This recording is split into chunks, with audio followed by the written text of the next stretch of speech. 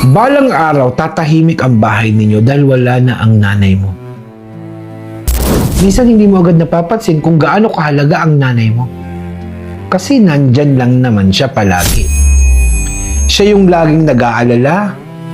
Siya yung laging may paalala. Minsan nga iniisip mo na masyado siyang masungit. Masyado siyang mahigpit. Masyado siyang madaldal.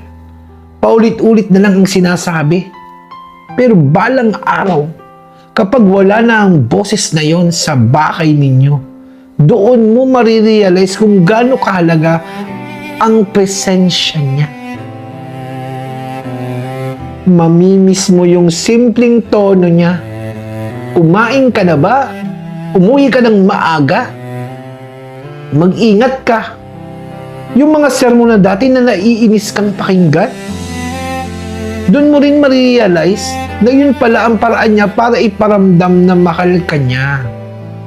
Kasi, ang pagmamahal ng nanay hindi laging malambing, minsan mahigpit, minsan matapang, pero totoo. Kaya habang nandiyan pa ang nanay mo, iparamdam mo kung gaano mo siya kamahal. Pag-iisipan mo,